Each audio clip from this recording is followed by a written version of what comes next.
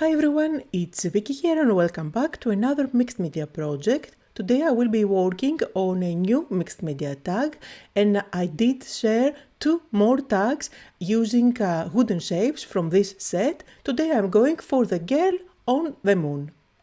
If you haven't seen the previous tags, I will make sure to leave links to those projects down below in the description. So I'm starting on my tag and I'm applying a first coat of blue color. This is acrylic paint and I'm just applying it with my brush. Again, about the tag that I'm working on, these are some tags that I have from years back. They are old and discontinued. So if you want to recreate something similar, the dimensions are 4 by 5 3/4 and it is made out of cardboard. So that was just a simple coat of acrylic paint just to get rid of that white space. I'm using my heat gun to speed up the drying process, and now I'm using a sanding block so that I can sand off the acrylic paint that is on top of my eyelet.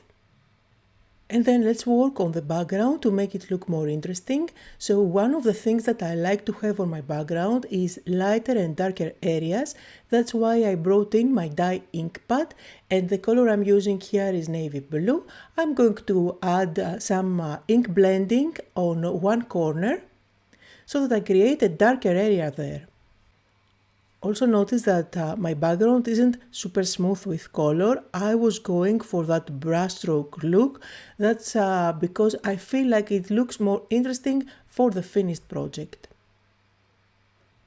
Also keep in mind that once that dye ink is going to dry, it's going to look way paler than what you started with. So don't be afraid, add as much color as you like. It's going to kind of blend in with the rest of your background. And I will repeat the same technique again one more time, but this time with black shadow dye ink. I'm going to ink up the same corner, but I will not go as far as I did with the navy blue. This is going to give a more dramatic look. You will see that effect that I'm going for even more visible now. Next step, let's do some stamping. I'm using my inspiration stamp set and I will grab one of the stamps there. These are specifically designed to add some visual texture and interest on your backgrounds, on your mixed media projects. So again, I'm going with black ink and I'm going to stamp randomly at the background. You see, I'm not using a stamping block just because I don't want to have the perfect impression.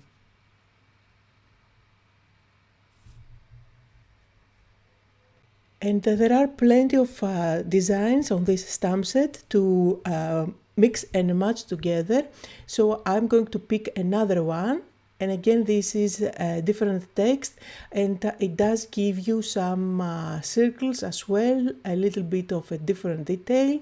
So I'm going to mix those together.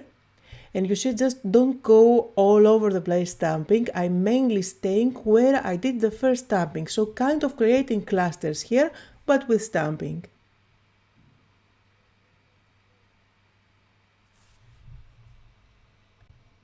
Now, just because I want this to represent the sky, the night sky, I'm going to use some metallic gold watercolor. So I'm adding some water there and I'm just going to create some splatters. I do a lot of splattering and I get a lot of questions about them, on how I manage to control them. I don't, they have a mind of their own. However, I always make sure that I use this very thin brush. This makes sure that the blobs that fall on my project aren't huge, because I usually like to have them more delicate and smaller, like in this project as you can see. Next step, and if you follow my mixed media journey, you know that I do have to do some stenciling. So here is one of my new stencils that I designed. Probably my favorite. I absolutely love those borders with the sayings. And for this project, I'm going to pick some borders and I will use those with paste. So there are bits and pieces where I want to apply my spatula but not transfer the whole design. That's why I will be using some Scotch tape. Now this is repositionable Scotch tape, so I'm just going to use some bits and pieces here and there to cover up the parts that I don't want to transfer. Super simple and super easy. You can definitely use masking tape for that. Now I have this golden Glamour paste, and that's the paste that I'm going to use over my stencil. My Glamour paste is kind of dry, it's not that thick normally. I've been having this jar I think for a couple of years, but it is still workable and I don't mind if it gets a little bit thickened. You will see that I will get a good impression. Now I will use this border with the words along the side, and then I will also transfer some of the stars. So you see in between So you see here I did lift the color previously, I went ahead and washed it. Now I'm doing a second passing for the stars. This ensures that I keep everything nice and neat. And of course at this stage, if you plan ahead on where you're supposed to stick your focal point, your cluster, then you will make sure that all the stars that you will transfer or any design is going to show at the end.